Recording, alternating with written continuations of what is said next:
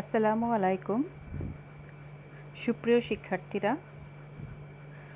অর্থনীতি দ্বিতীয় পত্রের ক্লাসে তোমাদের স্বাগতম জানাচ্ছি। বিগত ক্লাসগুলোতে আমরা অর্থনীতি দ্বিতীয় পত্রের প্রথম অধ্যায়ের বিভিন্ন বিষয়বস্তু নিয়ে আলোচনা করেছি।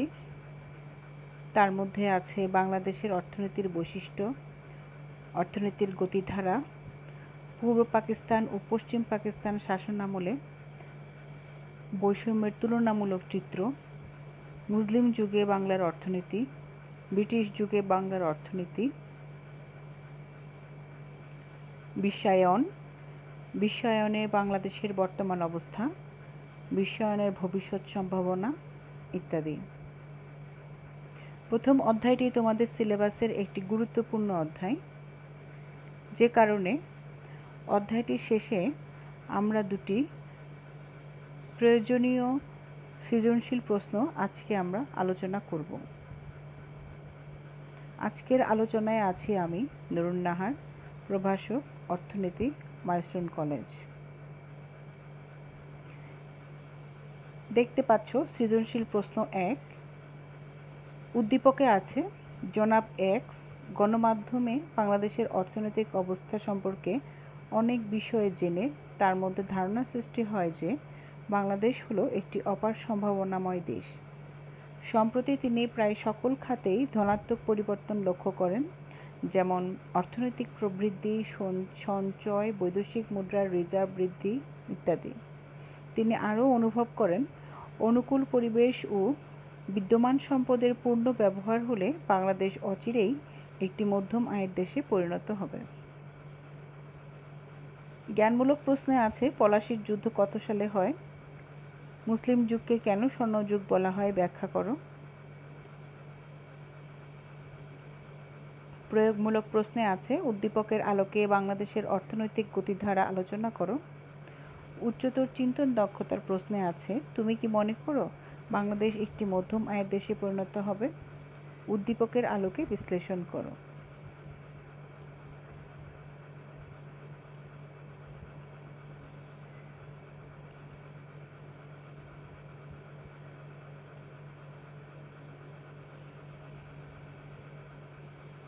প্রথম প্রশ্নের উত্তর, পলাশীর যুদ্ধ 1757 সালের 23শে জুন সংঘটিত হয়। দ্বিতীয় প্রশ্নটি ছিল মুসলিম যুগকে কেন স্বর্ণযুগ বলা হয়? মুসলিম যুগকে এই জন্য স্বর্ণযুগ বলা হয় যে মুসলিম যুগে বাংলার শিক্ষা ও বাণিজ্যের বেশ সমৃদ্ধি ছিল। আধুনিক মুদ্রা ব্যবস্থার প্রবর্তন করা হয় এবং সেই সময়ে মহাজনী ব্যবসার বিকাশ ঘটে, অর্থাৎ সুদের বিনিময়ে টাকার ব্যবসা করা হতো। এখানে বস্ত্র, চিনি, লৌহ, বারুদ, কামান, বরফ, লবণ, কাগজ ইত্যাদি উৎপাদন করা হতো। তাছাড়া বাংলা মুসলিম শিল্পের জন্য সেই সময় বিখ্যাত ছিল। ওই সময়কার লোকেরা নিজের গুণে নিজেরাই শান্তি ও সমৃদ্ধি অর্জন করেছিল।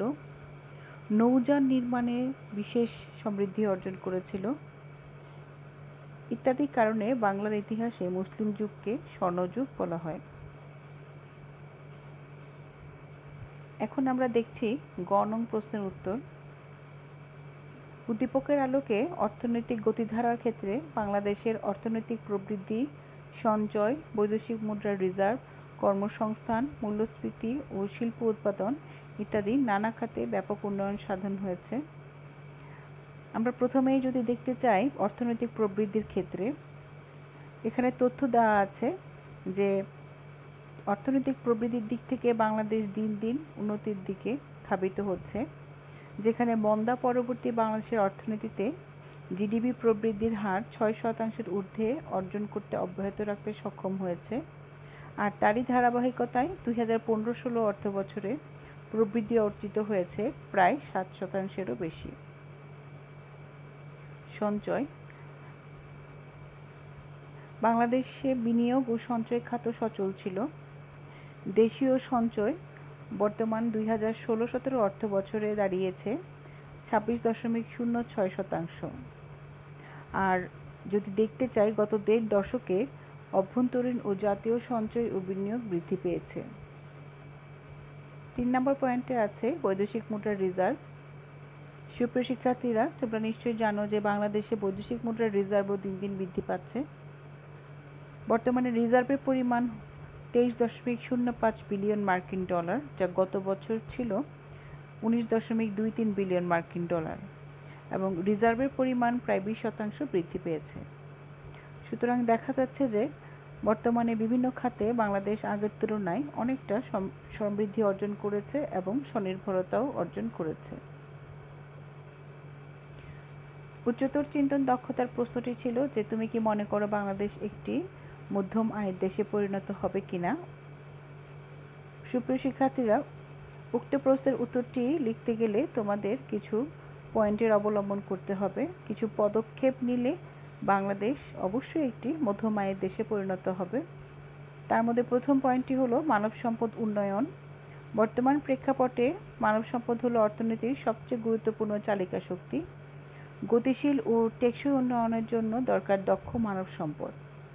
তোমরা নিশ্চয়ই দেখেছ যে মানব সম্পদ কি। একটি জাতিকে, অশিক্ষিত জাতিকে যখন শিক্ষা এবং প্রশিক্ষণ দিয়ে তাদেরকে কর্মক্ষম করে তোলা যায়, তখনই তাদেরকে মানব সম্পদ বলে।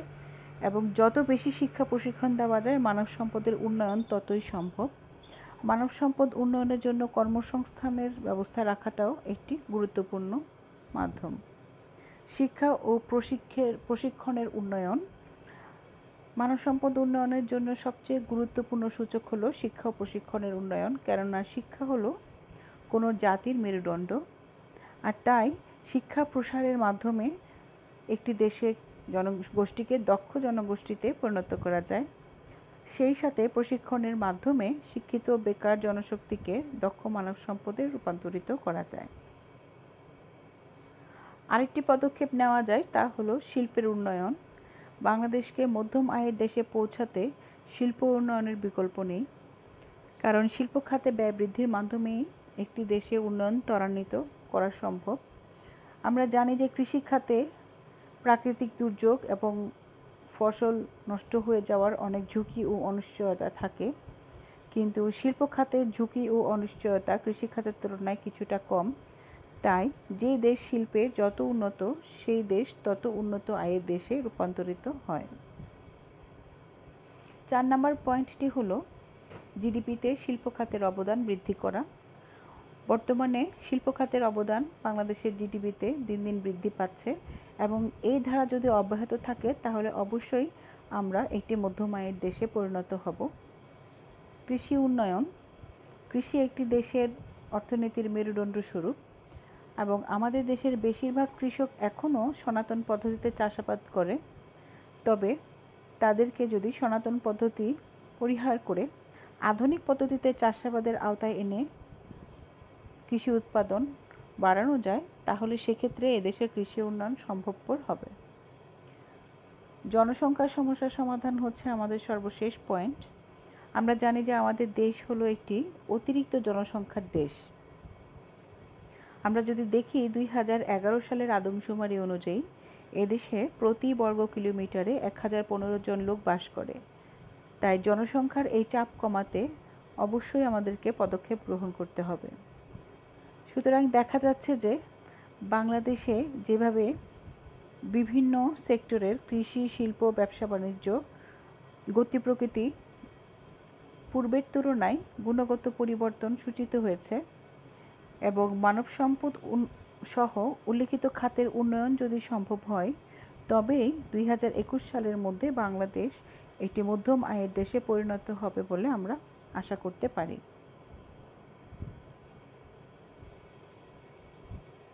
সুপ্রিয় শিক্ষার্থীরা, সৃজনশীল 1-এর আলোচনা শেষ হলো। এখন তোমরা আরেকটি সৃজনশীল প্রশ্ন দেখতে পাচ্ছ, সৃজনশীল 2। অর্থনীতির শিক্ষক আসাদ সাহেব বাংলাদেশের অর্থনৈতিক কাঠামোর উপর আলোকপাত করতে গিয়ে ছাত্রদের উদ্দেশ্যে বললেন, সমষ্টিগত অর্থনৈতিক কাঠামোকে কর্মকাণ্ডের ভিত্তি হচ্ছে অর্থনৈতিক কাঠামো। সমষ্টিগত অর্থনৈতিক কাঠামোকে 3 ভাগে ভাগ করা যায়, যথা উৎপাদন ভিত্তিক, মালিকানা ভিত্তিক এবং অঞ্চল ভিত্তিক। তবে শক্তিশালী অর্থনৈতিক কাঠামো ব্যতীত অর্থনৈতিক কর্মকাণ্ড বেগবান হয় না। অর্থনৈতিক অবকাঠামো হচ্ছে একটি দেশের অর্থনীতির বুনিয়াদ। জ্ঞানমূলক প্রশ্নটি আছে, অর্থনৈতিক কাঠামো কি? অনুধাবনে আছে বাংলাদেশের প্রাকৃতিক পরিবেশ কিভাবে অর্থনৈতিক উন্নয়নের অনুকূল। প্রয়োগে আছে উদ্দীপকে বর্ণিত খাতগুলোর অধীনে বিদ্যমান উপখাতগুলোর সমন্বয়ে বাংলাদেশের অর্থনৈতিক কাঠামোর একটি সংক্ষিপ্ত বিবরণ দাও। উচ্চতর চিন্তন দক্ষতার প্রশ্নে আছে অর্থনৈতিক অবকাঠামো একটি দেশের অর্থনীতির বুনিয়াদ। তুমি কি আসাদ সাহেবের এই বক্তব্যের সাথে একমত? তোমার উত্তরের সপক্ষে যুক্তি দাও। এই হচ্ছে আমাদের উদ্দীপক এবং প্রশ্নগুলো। তাহলে চলো দেখি এই প্রশ্নের উত্তরটি আমরা কিভাবে সমাধান করতে পারি। প্রথমেই আমরা দেখব জ্ঞানমূলক প্রশ্নের উত্তর। অর্থনৈতিক কাঠামো কি? যে কাঠামোর উপর ভিত্তি করে একটি দেশের অর্থনীতি পরিচালিত ও নিয়ন্ত্রিত হয় তাই হলো ওই দেশের অর্থনৈতিক কাঠামো। অনুধাবনের প্রশ্নটি দেখো, বাংলাদেশের প্রাকৃতিক পরিবেশের অর্থনৈতিক উন্নয়নের অনুকূল। বাংলাদেশ প্রাকৃতিকভাবে অনেক প্রাকৃতিক সম্পদে সমৃদ্ধ একটি দেশ। তোমরা নিশ্চয়ই জানো যে ভৌগোলিকভাবে আমাদের দেশটি এমন একটি জায়গায় অবস্থান করছে যেখানে দেশটি জালের মতো বিছিয়ে আছে অসংখ্য নদ নদী বিল এবং পলিমাটি দ্বারা উর্বর আমাদের সমতল ভূমি, যে কারণে এই দেশে কৃষির উৎপাদন ব্যাপকভাবে সম্ভাবনা রয়েছে এবং নদ নদীগুলো ব্যবহার করে উৎপাদিত কৃষিজাত ও শিল্পজাত পণ্য আমরা বৈদেশিক বাণিজ্যের মাধ্যমে দেশকে স্বাবলম্বী করতে পারি। এজন্য বলা হয়ে থাকে যে প্রাকৃতিক পরিবেশের দিক থেকে আমাদের অর্থনৈতিক উন্নয়নের অনুকূল। গ নম্বর প্রশ্নে চেয়েছে অর্থনৈতিক কাঠামোর বর্ণনা। সুপ্রিয় শিক্ষার্থীরা, পূর্ববর্তী ক্লাসে তোমরা দেখেছো, আবার এখনও তোমরা দেখতে পাচ্ছ যে কাঠামোর উপর ভিত্তি করে একটি দেশের অর্থনীতি পরিচালিত হয় তাকে অর্থনৈতিক কাঠামো বলে। দেখো, অর্থনৈতিক কাঠামো বিভিন্ন খাত এবং উপখাতগুলোকে বিভিন্নভাবে ভাগ করা যায়। প্রথমেই আমরা দেখব অঞ্চল ভিত্তিক খাত। অঞ্চল ভিত্তিক আমাদের অর্থনৈতিক খাতগুলোকে গ্রামীণ খাত এবং শহুরে খাত এই দুই ভাগে ভাগ করা হয়েছে। বাংলাদেশের গ্রামাঞ্চলে যেসব অর্থনৈতিক কর্মকাণ্ড সংগঠিত হয় এবং পরিচালিত হয় সেগুলোকে গ্রামীণ খাত বলে, যেমন কৃষি, শিল্প, পরিবহন, যোগাযোগ, পল্লী বিদ্যুৎ, গ্রামীণ ব্যাংক ইত্যাদি। আর শহুরে খাত হলো যে সমস্ত উপখাত শহর এলাকার উপর ভিত্তি করে গড়ে উঠেছে, যেমন বৃহৎ ও মাঝারি শিল্প, ব্যাংক, বীমা, ব্যবসা বাণিজ্য, বিদ্যুৎ, গ্যাস, পানি, পেশা, চাকরি, পরিবহন ও যোগাযোগ খাত। মালিকানা খাতের ভিত্তিতে দেখা যাচ্ছে যে অর্থনৈতিক অবকাঠামোর উপখাত হচ্ছে সরকারি এবং বেসরকারি এই দুটি। যেসব খাত সরকারি মালিকানায় পরিচালিত হয় সেগুলো সরকারি খাত, যেমন মুদ্রা ও টাকশাল। তোমরা জানো যে মুদ্রা ও টাকশাল সরকারি মালিকানার অধীন, কারণ একটি দেশের সরকার ব্যতীত আর কারোরই কোনো অধিকার থাকে না মুদ্রা বা টাকা প্রস্তুত করার বা তৈরি করার। অস্ত্র, গোলাবারুদ ও প্রতিরক্ষা সরঞ্জামাদি এগুলোও সরকারের অধীন থাকে দেশের নিরাপত্তার স্বার্থে। পারমাণবিক শক্তি উৎপাদন, বিমান, রেলওয়ে, বিদ্যুৎ ও টেলিযোগাযোগ এই সমস্ত হচ্ছে সরকারি খাত। বেসরকারি খাতে আছে বেসরকারি উদ্যোগে পরিচালিত শিল্পসমূহ, সড়ক পরিবহন, ব্যাংক, বীমা ও অন্যান্য সেবা প্রতিষ্ঠানসমূহ। উৎপাদন ভিত্তিক খাতগুলো হলো কৃষি, শিল্প, সেবা, এই তিনটি বৃহৎ খাতে বিভক্ত। তাছাড়া খনিজ খনন, ম্যানুফ্যাকচারিং, বিদ্যুৎ, গ্যাস ও পানি সরবরাহ, নির্মাণ ইত্যাদি উৎপাদন ভিত্তিক খাতে অন্তর্ভুক্ত। এখন আমরা দেখব জনাব আসাদের একটি বক্তব্য, উচ্চতর চিন্তন দক্ষতার প্রশ্নের উত্তর। অবশ্যই আমি আসাদ সাহেবের বক্তব্যের সাথে একমত, কারণ অর্থনৈতিক কাঠামো বলতে এমন একটি গঠন বা আকৃতি বোঝায় যার উপর ভিত্তি করে একটি দেশের অর্থনীতি পরিচালিত ও নিয়ন্ত্রিত হয়। সুপ্রিয় শিক্ষার্থীরা, তোমরা নিশ্চয়ই বুঝতে পেরেছ আমাদের আলোচনার মাধ্যমে যে একটি দেশের অর্থনৈতিক কাঠামো যতই প্রশস্ত এবং সুগঠিত হবে সে দেশের অর্থনৈতিক উন্নয়ন তত বেশি জোরদার হবে। আমরা যদি বহির্বিশ্বের দেশগুলোর দিকে দৃষ্টি দিই, দেখব যে যে দেশ যত উন্নত তার অর্থনৈতিক কাঠামো তত উন্নত। তেমন কিছু দেশের উদাহরণ যদি আমরা দিতে চাই, তাহলে চীন, জাপান, যুক্তরাষ্ট্র, রাশিয়া এই সমস্ত দেশের অর্থনৈতিক কাঠামোর দিকে তাকাবো, তাহলে আমরা সহজেই বুঝতে পারবো যে এদের অর্থনৈতিক কাঠামো এসব দেশের অর্থনৈতিক উন্নয়নের পিছনে বিশেষ ভূমিকা পালন করেছে। আবার বিশ্বে এমন কিছু দেশ আছে যাদের অর্থনৈতিক কাঠামো দুর্বল, যেমন জাম্বিয়া, জিম্বাবুয়ে, ঘানা। এরকম আরও কিছু দেশ আছে যাদের দুর্বল অর্থনৈতিক কাঠামোর জন্য সেই দেশ অর্থনৈতিক দিক দিয়ে দুর্বল। পূর্বে আমাদের অর্থনৈতিক কাঠামো ছিল এককেন্দ্রিক। এই বিষয়টি একটু আলোচনা করার প্রয়োজন আছে। পূর্বে আমাদের অর্থনৈতিক কাঠামো ছিল শুধুমাত্র একটি নির্দিষ্ট খাতের উপর সম্পূর্ণরূপে নির্ভরশীল। হ্যাঁ, সুপ্রিয় শিক্ষার্থীরা, তোমরা নিশ্চয়ই ধরতে পেরেছ, তা হচ্ছে কৃষি।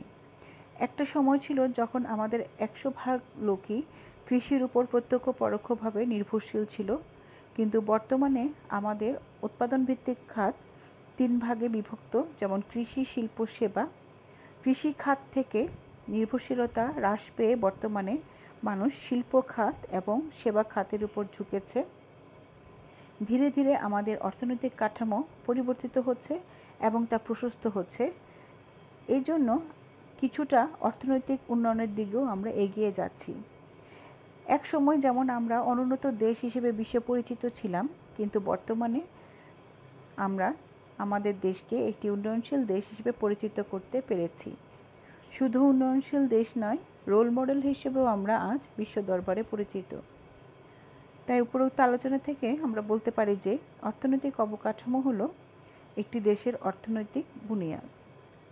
তাহলে এই বিষয়ে আমরা অর্থনীতির শিক্ষক আসাদ সাহেবের সাথে সম্পূর্ণ একমত পোষণ করতে পারছি। এই ছিল আমাদের আজকের আলোচনা। সুপ্রিয় শিক্ষার্থীরা, আমাদের আজকের আলোচনায় আমরা দুটি গুরুত্বপূর্ণ সৃজনশীল প্রশ্ন রেখেছিলাম। প্রশ্ন দুটো বোর্ড প্রশ্ন, এবং দুটি প্রশ্নই আমরা উত্তর সহ আলোচনা করলাম, এই জন্য যে তোমরা যেন বুঝতে পারো এই ধরনের প্রশ্ন আসলে কিভাবে উত্তর দিতে হবে। তোমাদের বাড়ির কাজ থাকবে এই দুটি প্রশ্ন তোমরা আগামীকালের মধ্যে আমাদের লিখে জমা দিবে। আজকের মতো এখানেই বিদায় নিচ্ছি। দেখা হবে পরবর্তী ক্লাসে। ধন্যবাদ সবাইকে।